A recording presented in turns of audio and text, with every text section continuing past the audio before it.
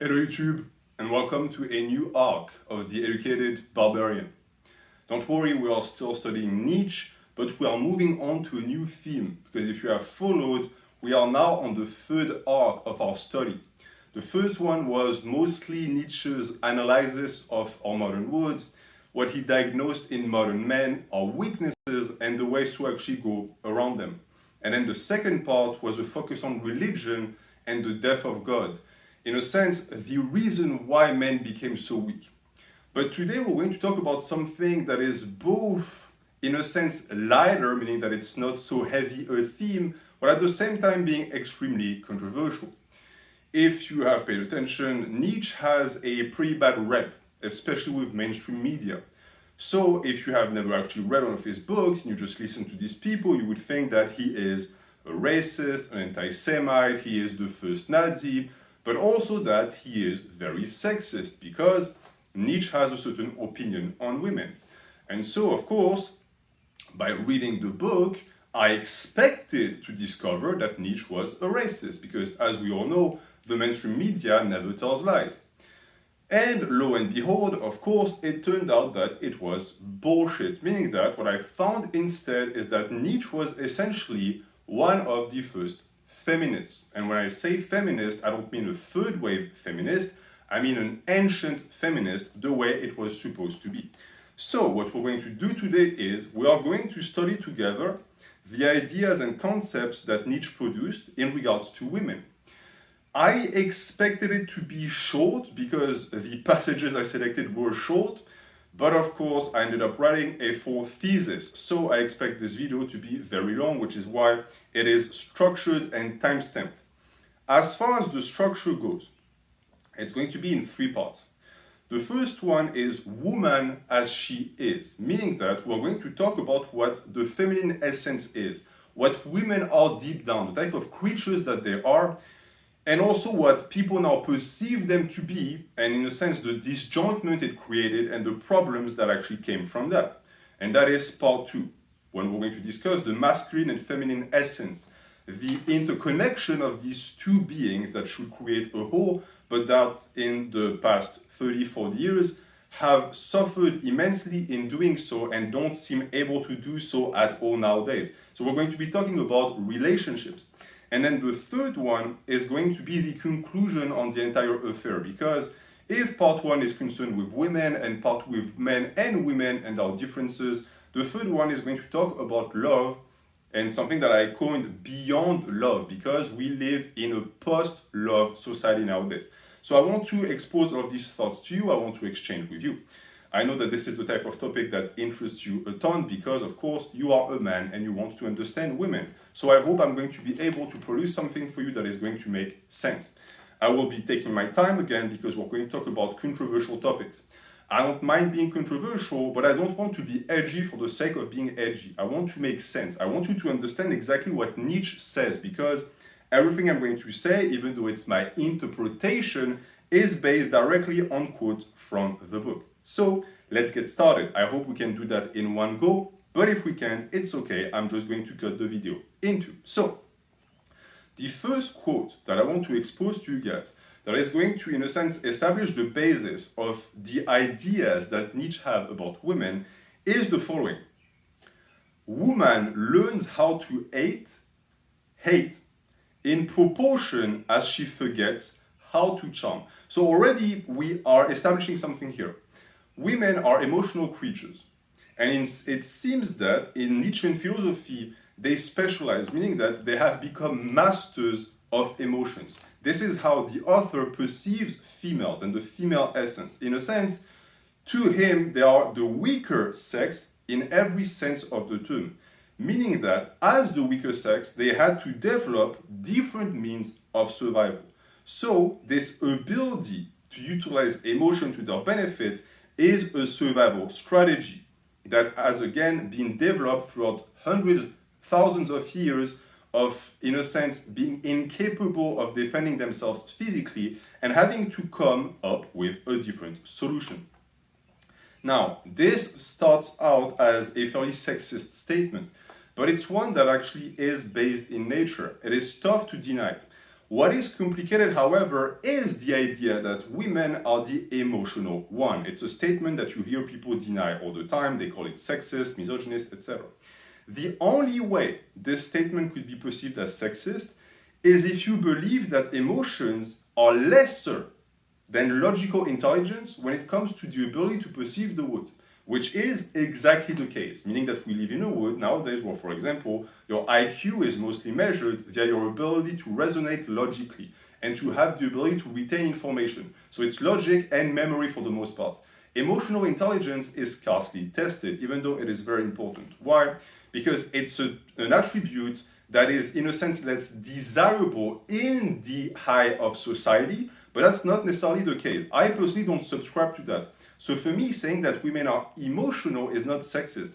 It is their strength. It's a strength that they've developed again, and it's something that they need to preserve. It is idiotic to try to reject that. It's okay to be emotional for a woman. Now, how exactly do they use it? Well, if we look at the quote here, it seems as if Nietzsche is telling us that in relation to men, for example, women are going to use their emotions and the emotions of the people they interact with as a way to manipulate them. Because if you are weak, you cannot face the strong on a battleground. The best way to go around that is manipulation. Manipulation is the strength of the weak, just like poison is the weapon of the coward. I have also heard people say poison is the weapon of the woman, which in reality means the exact same thing. It's people who lack the ability to get their way with physical strength alone. So they have to rely on coyness. Again, something that most traditionally masculine men know very little about, which is why a lot of guys are extremely confused by the mode of being of women. Because we do not exist in the realm of emotion. We have emotions, but we are not fully invested in them, and therefore we are not masters of them. Whereas women, according to Nietzsche, are masters of emotion. And they are not just masters of their emotions, they're also masters of other people's emotions. Because when they evolved that skill, they also evolved it with the goal of being able to evoke positive feelings in men. Now, let's try to look at it practically. What does it mean? You're a man watching me right now. What happens in your chest when you speak to a woman? Something happens. Most of the time, something happens, especially if you're attracted to her. That is her skill. That is her talent and strength. She is evoking something in you by her mere presence. And the way she speaks to you, the inflection of her voice, the way she tilts her head, the way she plays with her hair, the way she looks at you, all of that has an impact on your emotions. She might not know it, but it's happening. Some women are actually really good at that, even without having practiced it a single day of their life. Why? It is a gift that they inherited directly from their ancestors. It is that ability again to manipulate the feelings of men. And why do women do that? Well, historically, it was to secure the protection of a man. You would win the affection of a man, and then in return, he would make sure that nothing would happen to you. It was give and take. You got safety, he got nurture, he got sex, he got intimacy, etc., etc. Or even just the affection of a woman, because you will find that many men will fight for the concept of affection more than they will fight for the actual affection. Knowing that there is someone somewhere that is waiting for you and loves you deeply is a very important part of life as a man. For the most part, your mom is going to fulfill that role as you grow old, but at some point it needs to be replaced by another woman because your mom is not eternal, and that role is going to be fulfilled by your spouse. That's also, in a sense, a way for me to nuance the propos. I'm not just saying that men want sex, they want affection, and women are really good at making you taste that affection with their behaviors. That is again how they manipulate feelings. This is not a bad thing. I want you to know that. I understand that many people nowadays, many men, resent it. Why? Because they feel like they're enslaved. But do you know why they feel enslaved? It's because they don't actually get anything from it. They get manipulated into providing something for the woman, but they never get anything tangible in return.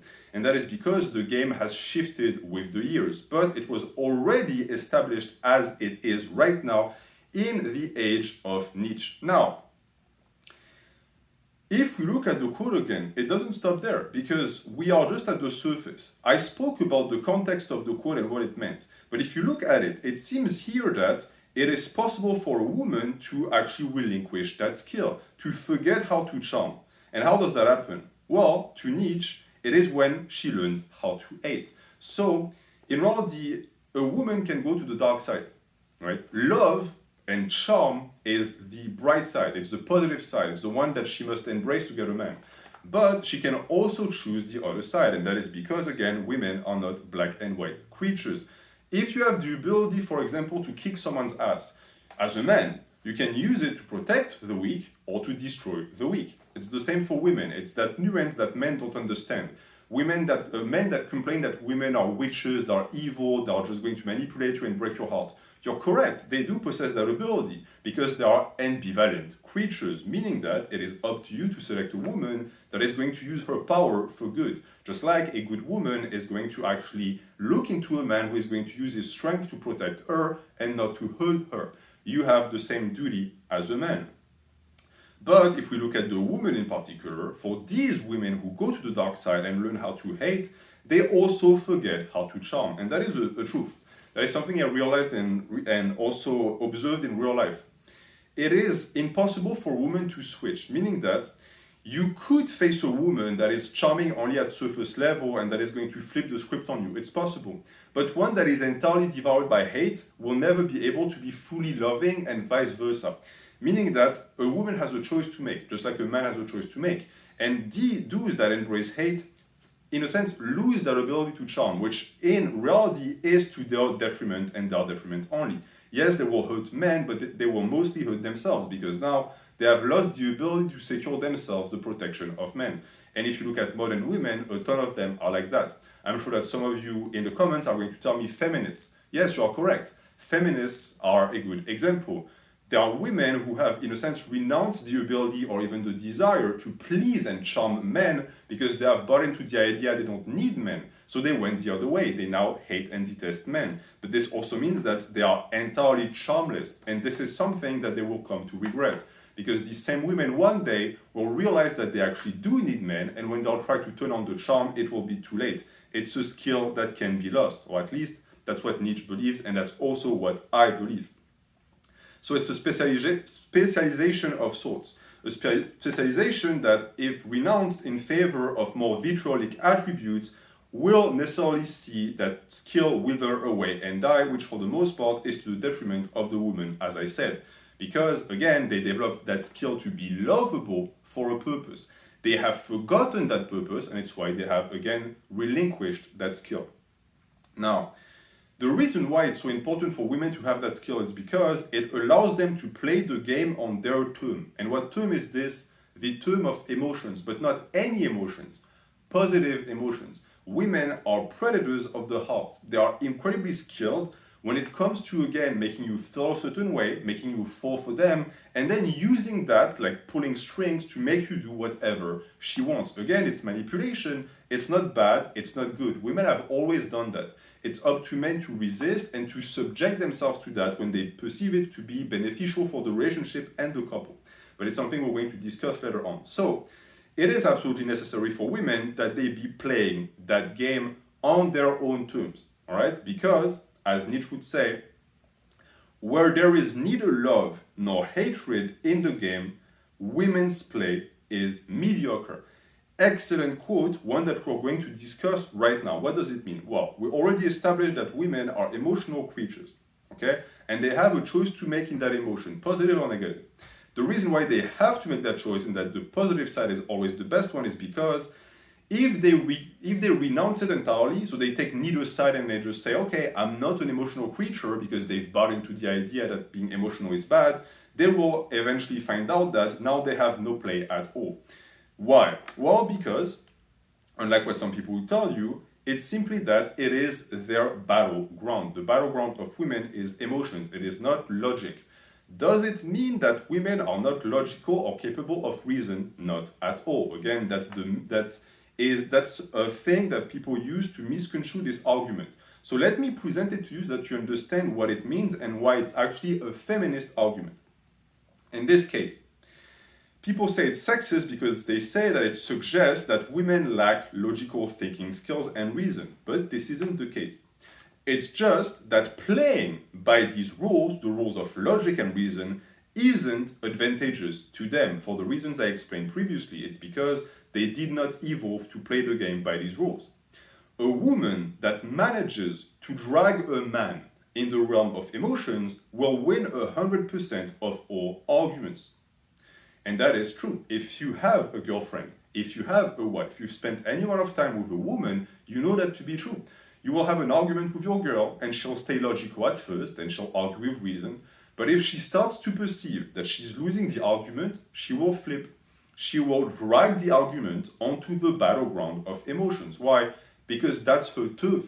She knows she can beat you there for the simple reason that she has more practice than you. And I see men falling for that times and times again. Just 2 days ago, I saw a guy argue with his girl and he got tricked. She was losing the argument and she immediately went into the emotional realm. He followed her, so he got emotional and he lost because we are not equipped to argue emotionally. And you know what the most vicious part is?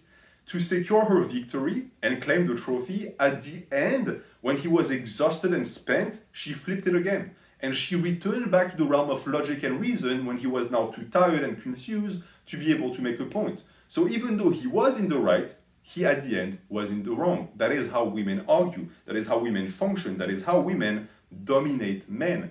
The species has evolved so that it would make up for the fact that women cannot dominate men physically. So they came up with that. Is it sexist to say it? I'm essentially preaching female supremacy here. They're doing something that we're not able to do.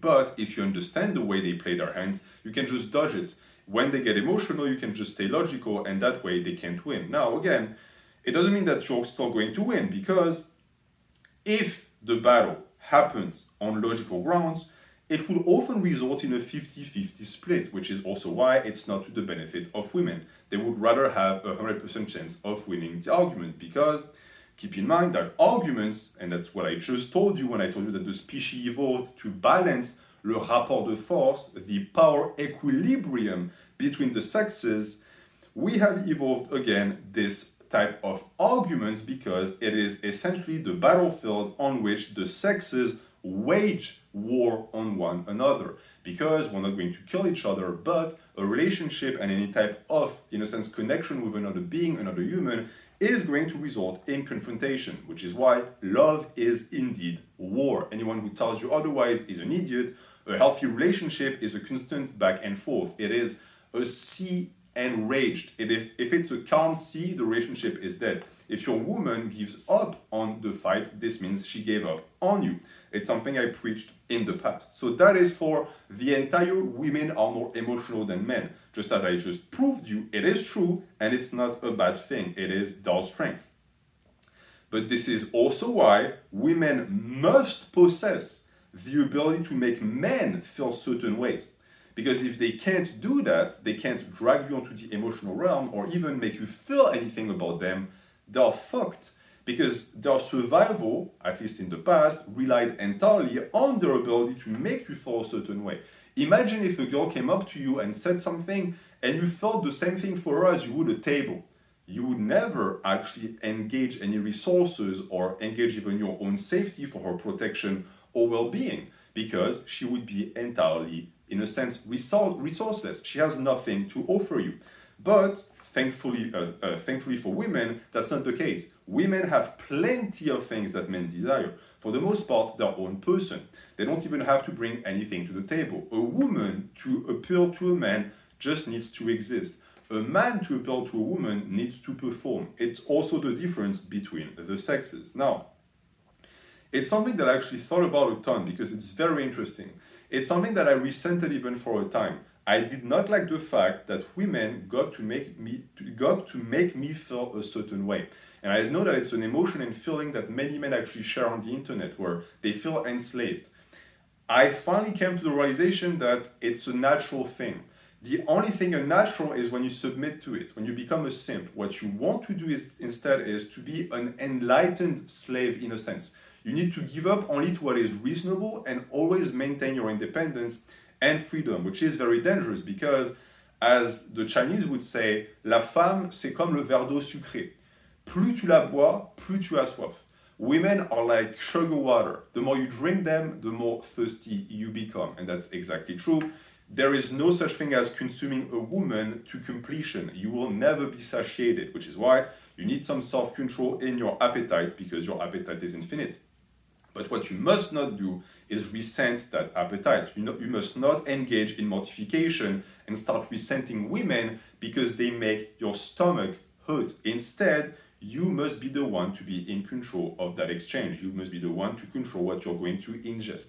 Now, another interesting remark, and something that Nietzsche's quote made me realize, because Nietzsche says that when there is no emotion involved, women's play is mediocre. But that works on two levels in a sense. It works on the level that I said already, the fact that they are much better than us and they require us to feel something about them. But more importantly than that, it also speaks to the fact that when there is no feelings for the woman, the perception of the woman shifts.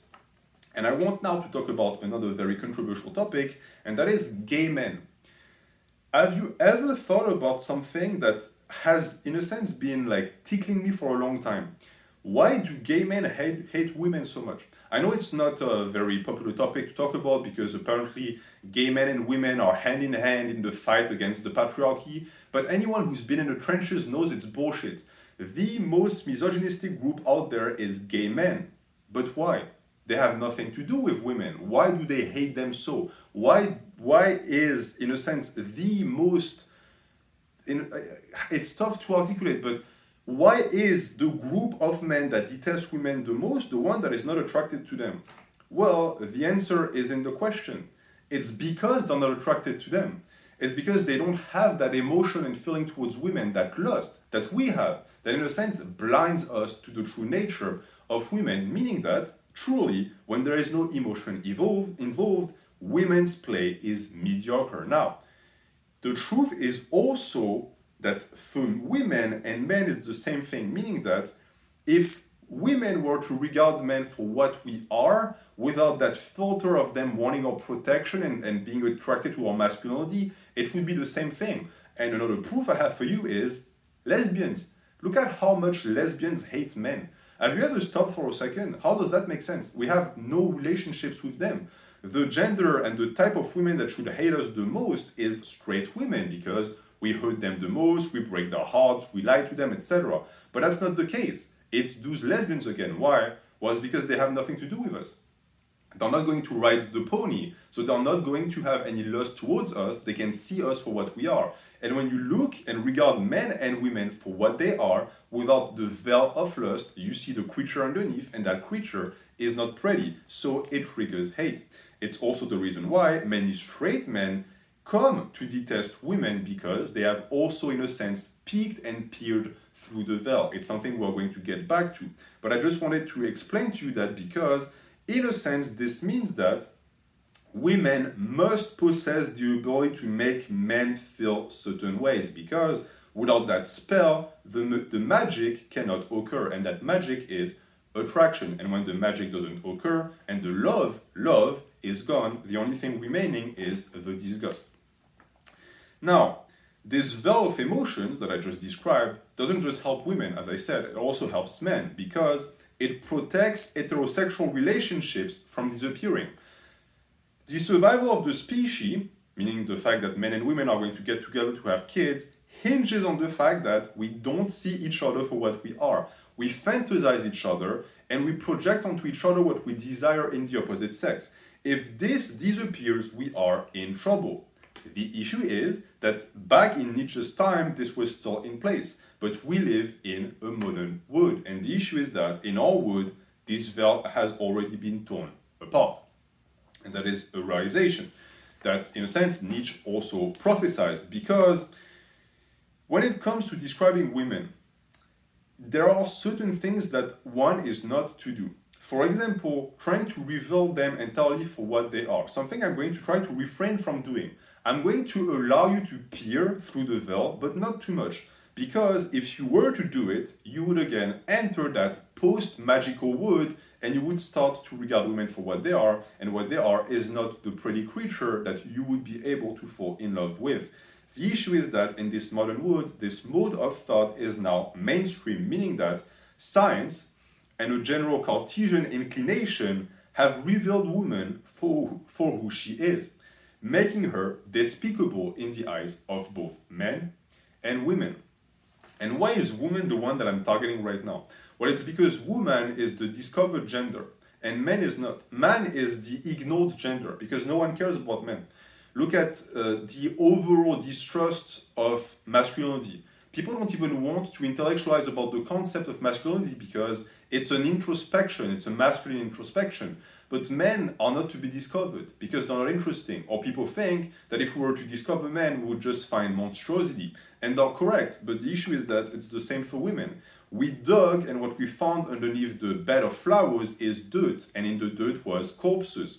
The issue is that those corpses are now out in the open, and these are the corpses of women. And it's that overall curiosity that has made it so that they have lost their magic. I also, in a sense, blame porn. Porn also has a big role to play in this, in the disenchantment of women, because now woman is out in the open. She is already discovered. Before you discover a woman and the love of a woman and the warmth of her heart and her arms, you've already seen her. You know exactly what her body is going to look like. You have watched 1,000 red pill channels explaining to you exactly how women function, even though they have no fucking clue. And therefore, in a sense, she is no longer a mystery. And because she's no longer a mystery, she's simply despicable. It's the equivalent of like a Sherlock Holmes novels, a big mystery around a murder. Once the murder has been solved, the only thing remaining is the corpse, and the corpse has no charm whatsoever. And that is the tragedy of the hyper-female and the hyper-male. What is the hyper-female and the hyper-male? It's the non-ironic, which in a sense makes it ironic, interpretation of masculinity and femininity.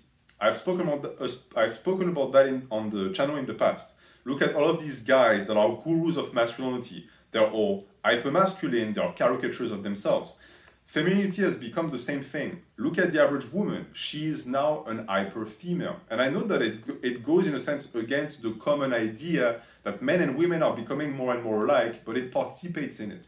Because in a sense, we are both trying to strive towards one side of the spectrum and an extreme in a response from the fact that we are being drawn towards the center. So the average person perceives that there's not enough of a distinction between the genders and the sexes, so we're trying to become extreme so as to, in a sense, represent who we are, but it's not an actual response. It's not something that is actually going to work because it has, in a sense, resulted in women having to reveal her cards. Now, to be woman, she has to be woman all the way, and this has never been the way girls have been in the past, meaning that in the past, females were aware of their true nature. They were in touch with the corpse inside, but they desperately tried to hide it. And you see that nowadays too. Women used to be a mystery. Nowadays, you see things that 100 years ago was unthinkable. For example, this obsession over the female reproductive organ. People with vagina hats, or like a mural and it's a vagina. What is this? This is not emancipation. This is not empowerment. This is the disenchantment of woman. It's revealing woman who what she is. What sensible woman would say, yes, I want my vagina to be plastered on a wall? Only someone with mental issues or someone who doesn't understand that this modern world has turned her entirely crazy. Men do that shit. Men go around and create statues with a massive dick. Men go around with their symbols, like ce qu'on appelle en français les symboles péniens, je pense. It's symbols that look like penises, all of these towers, etc. Why? We make a big show out of it. But it's because that's not what masculinity is. That's not true masculinity.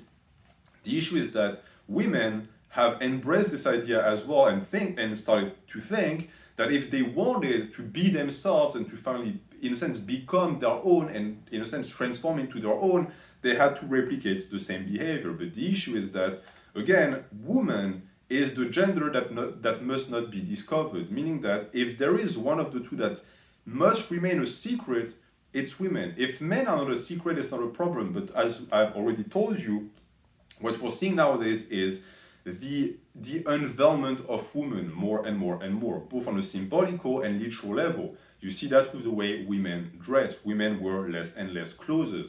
It participates in the same function in a sense. It is the revelation of what was in the past covered up for its own good. I'm not saying by that women need to cover up and not show their bodies. I'm just saying that this entire thing participates in the same psychological pathway in a sense. Now, as I said, this wasn't the case in the past. In the past, women tried to hide their nature because they understood that their nature wasn't super charming and palatable. But modern women are so out of touch that they happily reveal their cards. And again, they think that revealing their cards is the key to emancipation, when in reality, it is just the key to their own destruction. Because they don't realize that in doing so, they are giving away too much. And worse than that, they are defaulting on their most vital skill, the ability to deceive, and the concealment strategies that come with it. As I said at the start of the video, women evolved to manipulate, but you can't manipulate in the open. If you talk straight up to someone you're trying to manipulate, hey, I'm pulling the strings right now, the person is going to cut the strings, so it's not going to work. But the issue is that the modern woman doesn't understand that anymore. Worse, she has started to feel ashamed about her nature. Her nature, that again, was a plotting nature as opposed to a confrontational nature, the nature of man. So she does away with the plotting nature, but she's not able to recover the confrontational nature. Just look at the average woman. The average woman cannot face a spider in her bathtub. How exactly is she supposed to develop the skill to face the wood as it is? It's impossible. So there's a mismatch. There is the abandonment of a skill that was honed for thousands of years that is replaced by absolutely nothing. But because there is no replacement, now a woman is naked. She has no veil anymore, but she doesn't possess the ability to be okay with that state, so she just suffers in the sun without anything to cover her because, again, she has revealed her cards, and the issue is that she had a shitty hand to start with. Women were bluffing for thousands of years, and now for some reason they're just going tappy, like full on. But the issue is that you don't have aces in your hand, you have a 2 and a 4, so you're going to lose. And this is why women have been losing now more than they have ever lost in the history of mankind. Now, I hope that the phone is actually recording Primo because I hear some clicks now. To quote Nietzsche again on the same topic, in the eyes of all true women, science is hostile to the sense of shame. They feel as if one wished to peep under their skin with it, or worse, their dress. So it was always also a natural instinct of women to refuse to be discovered. They would create decoys on purpose. Nowadays, this is how stupid the game has gotten. Women happily reveal who they are because they don't understand what they lost. They don't understand the value of the skill that they lost. Because the mystery in women is half of their charm, and that is also the truth. If you are dating someone right now, you're married, or you're someone who's just chasing girls, tell me, what exactly is the most exciting part of the chase? It's the chase itself. It's the moment when you don't really know the woman, when she's not yours yet and you're trying to conquer her. This is where the charm is. Why? Because this is the period of time where the woman is the most mysterious. The issue is that without that mystery, woman is now featherless. She is essentially a plucked pigeon. And a plucked pigeon is not very palatable, and therefore it is a direct issue that we have to face because it participates in the de-feminization of women. And this de-feminization can take many pathways, by the way. We just spoke about the hypersexualization. So, for example, if we are to look at porn or modern sexuality, it's the fact that women are too loose, meaning that they give it away too easily, without realizing that it's taking away from their values, because, as opposed to a man, the longer a woman can retain her virtue, the best she is going to look in the eyes of society, at least a society that still has some values. It's the opposite for men, but nowadays it's not going that way at all. Women are just like men. They're trying to give away their virginity, they are just as sexually active. Is it because it was always their true nature? I do not think so. It's because they forgot the value that existed in their ability to retain that femininity and to keep it away from the eyes of the world. So that is one way where women are being defeminized. I don't even think that I can conjugate that word like this. The other way is excessive virilization. For example, in typically masculine environments like high-stake corporations or academia. So this one is a bit different. Usually what happens with a woman that ends up in a group that is dominated by men is one of two things. One, she resists, she tries to retain her femininity and she gets in trouble because one, she's attractive, so now she brings sexual tension to the workplace, or she is going to try and double down and in a sense maintain that status, and it's going to create trouble for the men that work with her, resulting in all sorts of legal developments that for the most part tend to side with the woman because it is believed that it's the man that has to control himself, and I agree with that. But it's to be pointed out that that type of event didn't used to happen when women didn't work. So it's that, in a sense, injection of the feminine essence into what used to be a masculine pole that has created some problem. But it's not always happening like this. For a lot of women, what happens is that they virilize themselves. So they renounce their own femininity to be able to fit in. Because for a woman to survive in that type of jungle with other men, other lions, other felines, dangerous predators, she has to be other. She cannot survive as a woman. And that also connects to what I said at the start. Women evolved to seek the protection of men. But a woman in this environment cannot do that. She has to provide her own protection. But as a woman, she cannot do that because it's not in her nature, it's not in her cards. So she has to actually shift hands. And with what type of animal or being is she going to shift hands? Well, with a man. So she's going to become what Nietzsche calls a barren animal. Because for Nietzsche, when a woman has scholarly inclinations, which also includes, like, for example, wanting to be extremely advanced at a job or becoming a professional athlete, there is generally something wrong with her sexual nature. Barrenness conduces to a certain virility of taste. Man indeed is the barren animal. Why is man the barren animal? Because we cannot have children. This is mind-blowing to the modern mind, but it makes total sense. Yes, of course, there will be some psychological differences between the sexes that get to carry children and the one that doesn't. The barren gender is going to have a different approach of life. It is going to be a more virile approach of life, a more severe approach to life, which also means that men, by nature, are more inclined to do certain types of jobs. For example, something that is never going to change. No matter how much society changes and the social environment changes, the biology will never change.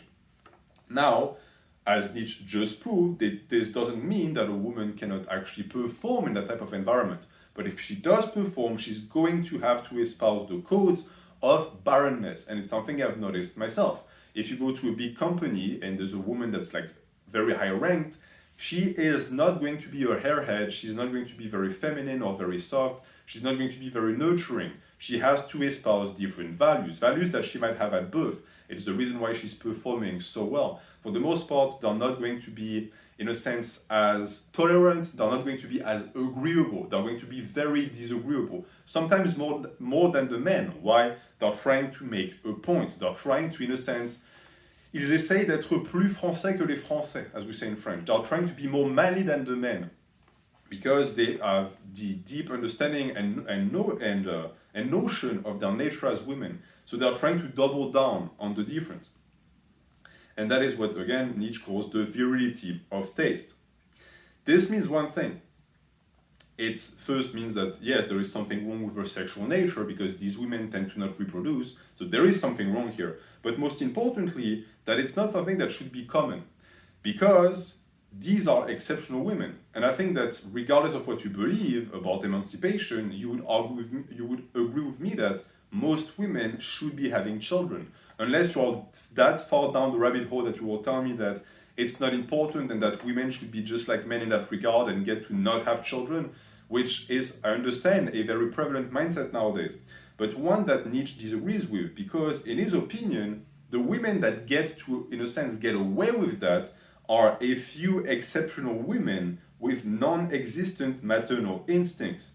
who naturally fulfill that type of role. Meaning that, again, I'm not telling you that women shouldn't be working.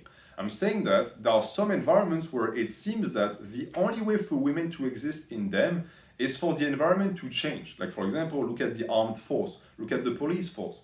They had to lower their standards for women to exist. Look at many companies. They had to create human resources and departments specifically to shift the environment so that women could survive in the environment. Isn't that the sign that women didn't belong in these environments in the first place? Right? If I have a frog and to put it in my tank with my fishes, I have to modify the water. One, it's going to fuck with the fish's health. And two, doesn't it mean that the frog didn't really belong in the tank in the first place? This is something that I personally believe. I understand that it makes me a sexist. I personally don't care. Because it seems that in our modern societies, we have made this barrenness into the rule rather than the exception. So in the past, if a woman was a killer biologist, she could go on and be a biologist, discover amazing things, not have kids, and it didn't really matter because she was more of a benefit to humanity by putting her brains at the service of humanity. It's something I want to insist on. I think it's a tragedy when you see women who are born in like India, who are geniuses, who are forced to have kids and to be subservient to a man when they're 15 times smarter than the man and more capable. That is a waste. We need these women to actually discover things. They're more useful that way. But for the average woman who is never going to achieve that greatness and who is mediocre, she would be better off doing something of value, which is giving life. Because for a woman in her entire life, most likely the most important thing she will ever do is to give life. Again, I understand it's sexist to do that because how dare you, women also get to do crazy badass things, but it's true. It's sexist towards women to pretend that their ability to give life is not the most amazing thing they can do with their body. It's also why women are the superior sex compared to men because they can reproduce and we can't. It's the reason why Nietzsche calls us the barren gender. It is a judgment of value. So, if anything, Nietzsche is sexist towards men, but because women have been told that following their nature was demeaning and that mimicking masculine lifestyles was true empowerment, we are ending up with the situation that we have today. Try to disprove what I just said. What is feminism exactly? Feminism is taking what men do, making women do the same thing, and then saying, okay, this is emancipation. You are now free because you are now like a man. Plot twist, men were never free. We were slaves just like you were slaves. The difference is that we evolved to be slaves in that fashion. You didn't. Is it any wonder that women are so miserable nowadays? Just look at Twitter. My favorite game is to look at Twitter and Instagram and look at all of these women that complain about having to work. Just yesterday I saw a tweet by a girl saying something like, I don't want to grind, I don't want to struggle, I want my life to be joy. I want it to be a practice of joy. And I was like, you know what that is? It's motherhood. You just described motherhood. Staying at home all day, that's that practice of joy that you want so much. But because you have all of your dreams come true now and you get to work and slave away like men, you're stuck in an office doing something menial that you don't care about, and it makes you suffer. Men are more laborious. We are more able to do that. You can send us to the mines or grind away until we die of lung cancer. Women were not equipped to do that. So in a sense, this modern interpretation of feminism that pushes women into men's roles is making women miserable. And you see that more and more. More women are speaking out against that. The only issue is that they lack the foresight and the awareness to actually understand where their misery comes from. They think it's because they're not emancipated enough. Wrong, it's because they're too emancipated. Now, in falling for that trap, women barred themselves from ever accessing greatness, the greatness that their birth gave them by default. If they had just followed their nature, they would have been able to access it. But because they did not, they turned their back on it because they were told that being a woman is stupid, which again, you can't be more sexist than that. That's most of feminism. It's looking at what women have always done and said, okay, this is bad. If you do that now, you are a bad woman and you're not doing the job properly, you're not working towards your own liberation. How can one produce a more sexist statement? I don't know. But for some reason, no one seems to bother actually pointing it out. Now, All of that means that women are no longer playing the games by their rules. The rules I established at the start, the rules they spent thousands, hundreds of thousands of years establishing, now they just, for some reason, stepped out of it and they thought that the game was going to go as planned. It did not, because they are not in their element anymore. Female power has always been a behind-the-scene act. In the sun, it withers away and dies. The posturing, the thumping of the chest, the battles, all of that is man shit. We do that stuff. It doesn't make us superior, it makes us less coy. Women have always had the ability to pull the strings from behind. But now, for some reason, they want to be the main actor, even though the main actor is not having a super great life. Again, just recently I was watching a documentary, super interesting, about a woman who tried to live her life as a man, and she was passing, so she looked like a man. So for, I think it was something like a year, she lived like a man, and at the end, she said, you know what? Living like a woman is better, because people cut me some slack, I'm being actually protected, society looks out for me, and as a man, she said, I was invincible. No one gave a fuck about me, I had no support. And that is an absolute truth. It's the reason why women are not to become the forefront. They are not to actually join the forefront. It's because the battlefield is not a place for women. They're just not comfortable in that. And forcing women to enter it under the guise of equality is actually sexist. Because, as I said, in the sun, women wither away and die. It is the embracing of typically masculine hubris that feeds women's need for recognition. For in the past, they knew that their worth was by virtue of their nature as created. What does it mean? Well, it's something I remarked and realized recently. As I said, man is the one that is going to go out in the sun, etc. But now we have a society that perceives this to be the role that is worth embracing, the role that is the most valuable. And so, because we're in a sense scheduling every single social agenda after the social agenda of men, every time a marginalized group tries to, in a sense, uphold their own value and be liberated, in a sense, the only thing they're trying to do is they're trying to transition themselves into men. They're trying to, in a sense, espouse whatever men do. But it's because I think they don't understand what it means. They don't see the negatives, they just see the positives. And therefore, if they were to actually get what they want, they would be truly miserable, like the woman I described previously. The good thing for them is that it's not what's happening. This movement of feminism and liberation in reality is a buffet. They're picking and choosing. They're just picking the good things in the life of a man, so all of the potential privileges they're taking, but they'll take none of the responsibility. It's something we'll discuss later. I forgot to tell you, but this is part one. In part two, we're going to talk about the nature of women and what Nietzsche perceives to be their biggest flaw and strength. And one of the flaws of women is that she wants independence, but without the responsibility. And it's something you see nowadays, where women want to be free like men, but without all of the negative consequences that come with it. Because freedom as a man is essentially a free fall, right? You're free to jump, but you're also free to crash and die.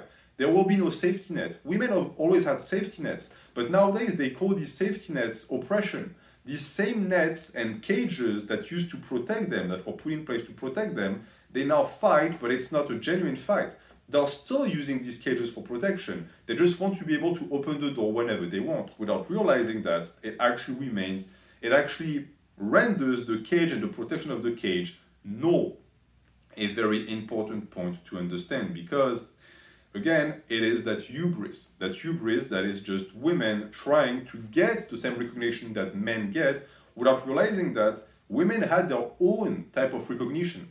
The role of woman was never that of a man, but it doesn't mean that it wasn't as good. Just look at the importance of la matrone, for example, in Latin cultures, right? The how do we even say that in English? The Virgin Mary, all right? La matrona, as they say in Italian, I think, I'm not sure. Why do you think men worship Mary so much? There's a reason for that. It's because in our societies, there has always been the appreciation and respect for the figure of the mother, of the woman. And that is something that nowadays is mostly being ignored. But this shows one thing. In the past, there was appreciation for women. It just wasn't in the form that women nowadays deem acceptable. Women nowadays only want to be respected for something that a man could do. If it's something that a woman could do, or even a woman could do as her only thing, then they don't like it. Which is why, again, they have started to resent their own being and who they truly are. Which is a shame, because that is what their virtue was. Because women have always been the guardians of evolution, picking flowers with one hand and swinging an axe with the other. It's also a realization I've had by observing families, especially my family. I come from a family with a patriarch, so my grandpa is the patriarch of the family. He runs the show. But the older I got, the more I observed, the more I realized that I was wrong. My old man wasn't running the show. The person who was running the show was my grandma. You know why? Because she had control over my grandpa. In a sense, just like with the metaphor I produced, she had one hand in the kitchen and one hand in the chest of that man. Her hands and her fingers were wrapped around his heart, meaning that at the end of the day, all of the decisions were hers. She was the one taking the shots. The mouthpiece was my grandpa. And this led me to an actual grand realization, and that is the true nature, again, of female power. I'm going to cite Nietzsche to make you understand what we're going to get into.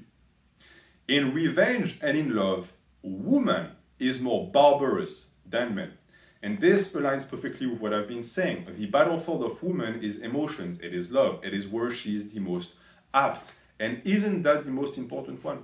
Again, thinking that the word of action, as we're going to call it, is the most important is a sexist view, because it denies the importance of the word of emotions. The word of emotion, in my opinion, is the most important because it is what controls the word of action. And I'm going to show it to you because even historically, this makes a ton of sense. Most de facto leaders of communities were in fact women because of the power they exercised over men. Think about it for 1 second. Look at the influence that a woman has over a man, right? Even a random chick that you don't know. Now think about what that influence becomes if you're in love with the woman and she gave you children. She essentially rules you because she pretty much gave you everything you needed in life. She intertwined her own DNA with yours. She infiltrated you on a personal level. There is no other way to say it. And it's also the reason why it is perfectly valid to say that women are more barbarous than men when it comes to love. It is because a woman can destroy you on a molecular level. She can shatter away every piece of your identity. Why? Because you gave her the key, or rather she took the key. Women take the keys to men's heart, and with that they open any door that they want. Because if it's a man's wood, and men roll the wood, and women roll men, 1 + 1, who rules the wood? Well, for the most part, it's women, but because it is a behind the scene act, it is not widely recognized both by historians and by our modern interpretation of the ancient wood, which is why if you were to believe the average historian, you would think that women were oppressed, they had no freedom, their life was terrible, being a woman 100 years ago was awful. I want to propose the idea that a woman 100 years ago was happier than one living today. Why? She might not have as much freedom back then, but she certainly had more safety and security, whereas nowadays, all of these things are gone. So, this also means that poison to one sex is, in a sense, a remedy to the other, and vice versa. Independence is a very important thing for a man to have. But when you give independence to a woman, it doesn't work now. Why? Because she's going to immediately reject the responsibility part. And without the responsibility, independence is only freedom. But blind freedom, free freedom doesn't exist because freedom doesn't come free. So essentially what she ends up with is a bastardized version of freedom, which doesn't make up for the fact that she now lost her safety. Women themselves don't want independence. They don't want the ability to be responsible for themselves. They still want someone to take responsibility. It's the reason why modern woman blames the world around her for every problem that she has. She's still looking for someone to take the responsibility of her existence on their shoulders. Back in the days, it was a man. Nowadays, it's the government for the most part, although it also seems to evolve. Now, I want to propose an exercise of the spirit, because I know that some of you still need to be convinced, and you're thinking, NH, I'm not sure about your theory. It looks to me like you're just trying to rewrite history. How does it make sense that women were always the one that controlled everything? I'm not saying that. Women were not the gender in charge. And actually, I believe that the emancipation of women, giving women the ability to extirpate themselves from dangerous situations when they were matched with a man that was not a good provider or protector, is excellent, because it's, in a sense, it's a safeguard, right? So, in my opinion, that is a good thing. But the issue is that modern women have ditched relationships with the potential of a bad relationship. In France, we have a saying. We say, jeter bébé avec l'eau du bain. It means tossing the baby with the water of the bath. What does it mean? It's when you have an idea or concept that is valid, you have one thing in the concept that is toxic, and instead of just taking away the toxic part, you throw out the entire concept. It's exactly what happened again with relationships. Because there was the potential of ending up with a toxic man, women just relinquished relationships altogether, saying men aren't shit, men don't do anything for women, we don't need men. That is a lie. The potential to end up with a dangerous man was bad, but the ability to just leave that relationship was all that women needed. But as I said, it snowballed, it didn't stop there. And that has led again to that situation where women have essentially lost their powers, because, as I said, women were pulling the strings in the background. They exercised a power that was much greater than the power exercised by men, even though it didn't lend them a role or a place in the history book. Because, with my understanding of the situation, this essentially meant that men were figureheads who took all the risk. And here, I'm going to give you an example, and you're going to see that at the end of the example, you're going to actually agree with me. Okay, let's say that we're going to look at an hypothetical world with a certain species that is extremely similar to ours, so they're like humans. That species has two genders. The first gender is the one that goes out, or sex, whatever you want to call it, is the one that goes out in the sun 10 hours a day. They work, they bring home resources, they take the most risks, they get injured much more often. When there is a war, when the planet or the country of that species gets attacked, they're the ones who fight. They're the ones who suffer the casualty. These are, in a sense, the warriors. Okay, that's the first sex of that species. Then you have the second one.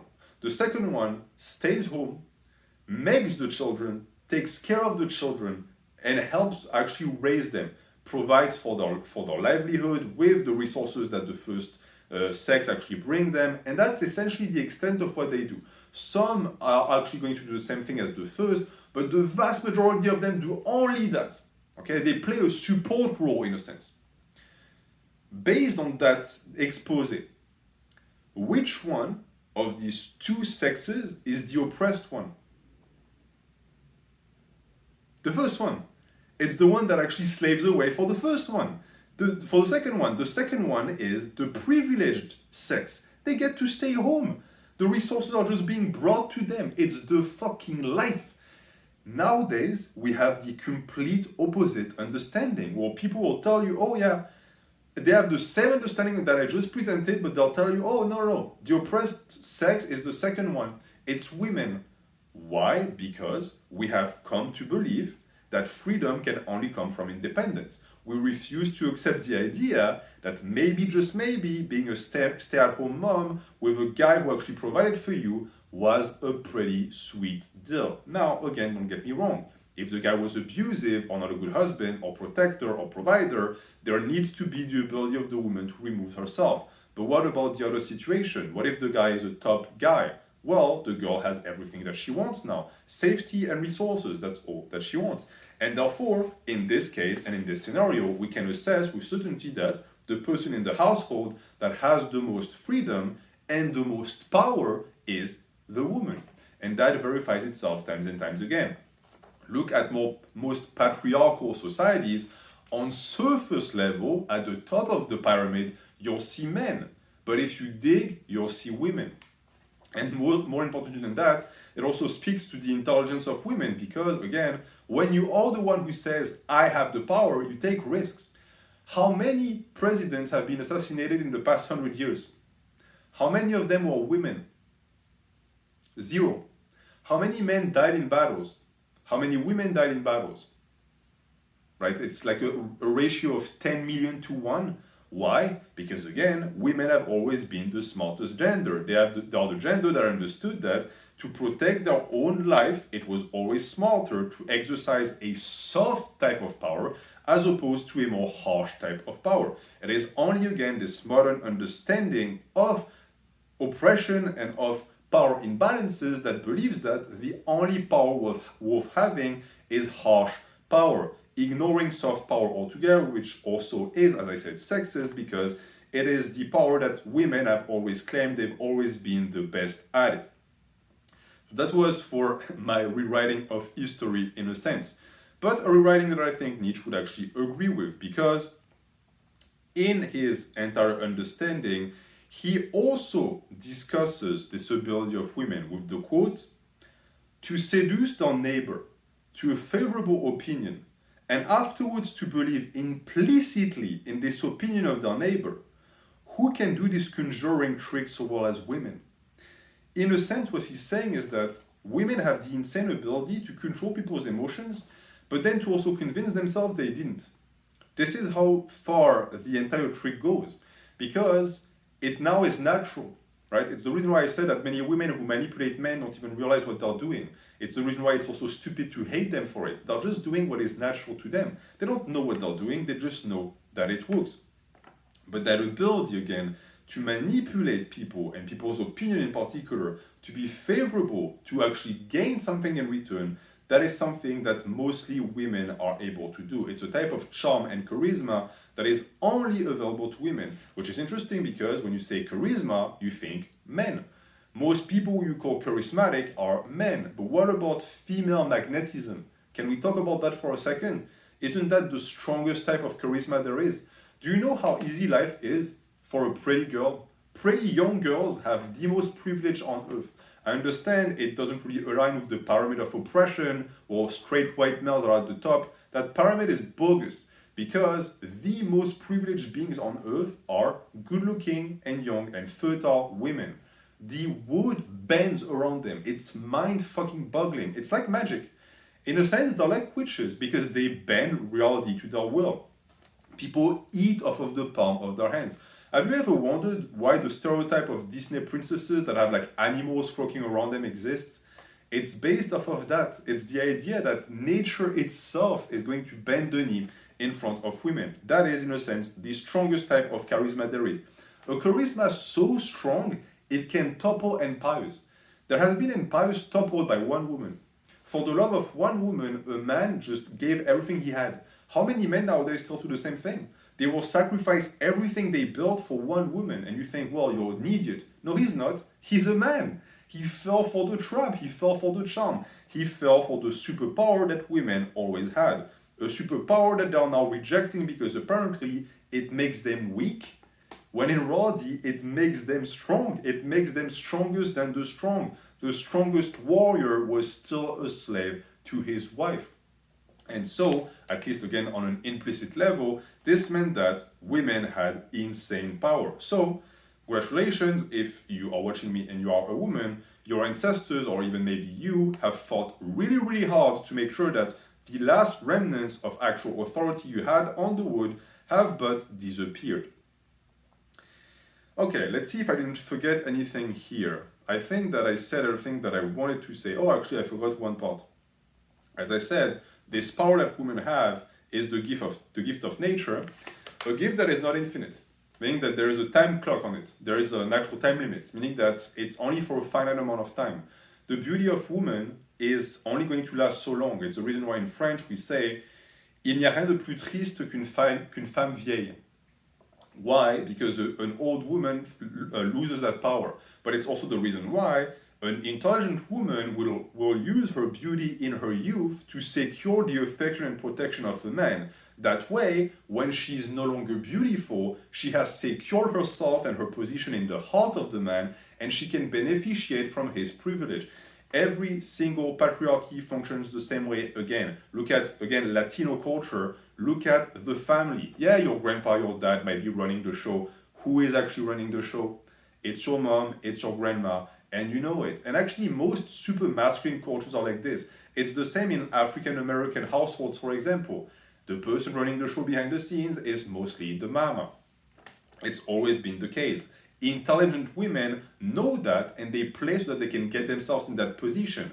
Dummies, modern women, forget that, abuse their powers of beauty but don't utilize it to secure men, and will wake up one day without that power, without a man, and with nothing to show for. And that's a reality. That is the grand apocalyptic prediction I can make you right now. In 10 to 15 years, you're going to start to see a wave of suicide amongst women in their 30s and 40s. There are all of the women right now that are empowered and free and living it up, who are going to wake up one day in an apartment with 3 cats that reeks of piss, with no children, no future, and nothing to live for, and are just going to end it. It makes me very sad to say it. It doesn't make me happy at all, but it's a simple reality. And all of that comes from the fact that, again, the witches have traded their wands for knives. Again, a witch is not an insult. Right? They were benevolent witches. A witch is just a being that is essentially a feminine being that utilizes her power to manipulate nature. Again, ever wondered why witches were women? It's because it's an analogy of the feminine essence. A witch is someone that has the literal power to force men to fall in love with her, again, to manipulate nature and to bend reality to her will. That is what women are. Women are witches. But a witch that actually trades her wand for a knife is not going to be as effective anymore. But that's exactly what women did. They left the world of magic, the world of emotion, for the world of action, the world of knives, but they don't know how to handle a knife. And then, therefore, the question is, how long is the magic going to last? Because women don't seem to understand how to cast spells anymore. They still do it instinctively, but they're not that good at it. And on top of that, they're turning their back on magic. So, what exactly is going to happen? Well, I don't know. But the conjuring, as Nietzsche would say, is eventually going to run its course. And I actually believe, it is my opinion, that it was starting to run its course in its time, and it has essentially run its course in our time, and we live in the post-magical world. And now we are going to move to part 2, where we're going to discuss men and women together and what happened to us. But before that, let me check the time. Oh, my legs. Okay, well, as I have predicted, I babble, I talk and I talk and I talk, and I end up speaking for an hour, and I'm not even 1/3 of the way through. So this means that this is going to be a 3-parter. So you can expect in 2 weeks the follow-up episode, again, where we're going to be talking about masculine, feminine essence and beyond love. And then I'm going to have to make another video because there's more about women that Nietzsche actually discussed, about feminism, etc. So in truth, it's going to be 4 parts about women. And then there was a part about red pills I wanted to make. Knowing me, it's going to be a 2-parter.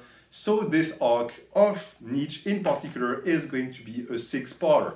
I hope you had a good time. I had an excellent time, and I cannot wait to meet you back again in 2 weeks. Have a good night.